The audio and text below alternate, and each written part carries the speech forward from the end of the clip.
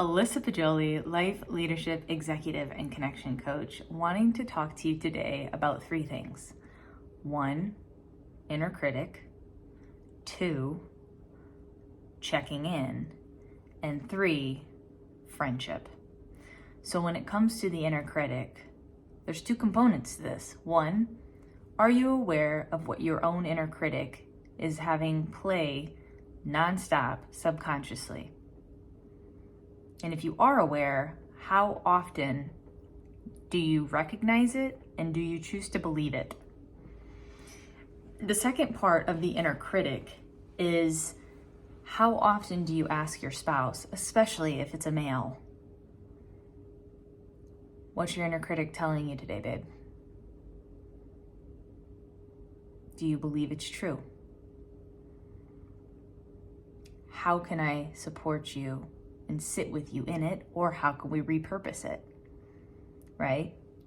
Whether you're masculine or feminine, if something's not working, if it's not useful, you can always redirect it, rechannel it, reframe. That's EQ.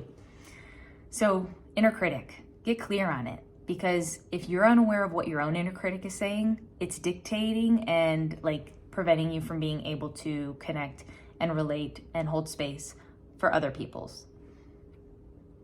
You want to hold space.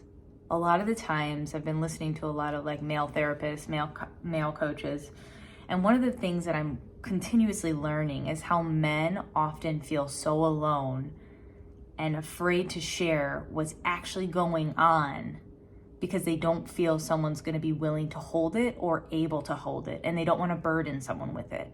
So gentlemen, if you're watching this and that is you, let it go. Find someone, ask someone, are you willing to hold space? I know it might be difficult because of the societal conditionings, but there are people like myself out there that there's nothing you could ever say that wouldn't be able to be held. No judgment, no shame, is what it is. Also, asking. So it's a two-way. Are you asking people to hold space for you? And are you holding space for other people?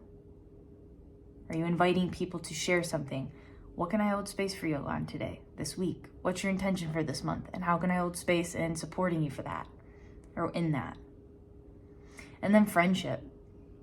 If you are in a relationship and you're not being a friend to your spouse, if you're not laughing, if you're not being kind, playful, respectful, intentional, present, right? The saying in coaching world is talk to yourself like you would your best friend. Because when we're all left alone with our inner critic, we're assholes to ourselves.